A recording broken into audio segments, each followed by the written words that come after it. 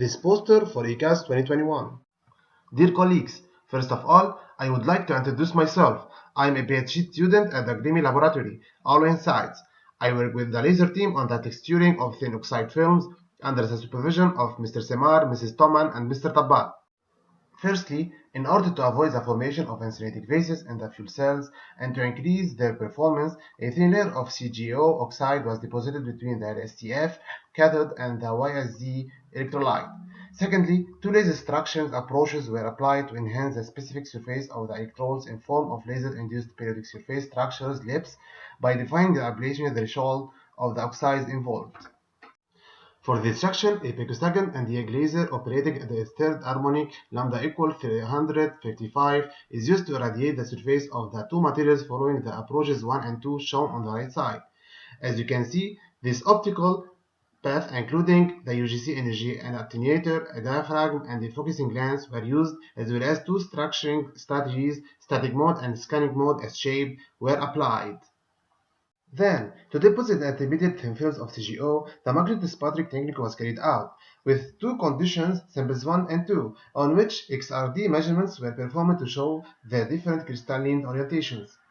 Regarding the results, in static mode, STM images show that the spatial period of LIPSS formed on the surface of YSZ has increased by 24 nanometers with the growth of N, implying that the increase of local energy dose allowed to the expansion of the craters generated.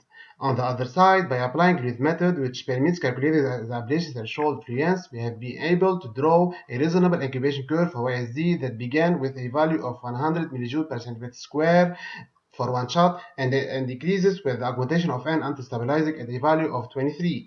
For CGO, this curve remains to be checked. Subsequently, for CGO and static mode, the two samples responded differently when we extend N from 10 to 2000 shots, as well as the LIPSS appeared at N equal 30 for sample 2, while no ripples for sample 1. This indicates the importance of the deposition conditions to obtain LIPSS. Finally, for CGO and scanning mode, at a fixed scan velocity of 0.2 mm per second, LIPSS are formed only for E equal 120 microjoule in sample 1, whereas in sample 2 they are structured for E ranging from 100 to 250 microjoule, which means that sample 2 has a larger gap than sample 1 for LIPSS formation. To conclude, we achieved finally to find the conditions suitable for the formation of LIPSS. It only remains to correctly apply the Lear method on CGO in order to calculate the threshold fluence of ablation FTH. It is also necessary to continue the work on YSZ, whether in static or dynamic mode approach 2, before the deposition of the CGO layer, and finally optimization of LIPSS training with femtosecond laser for the next step. Thank you for your attention.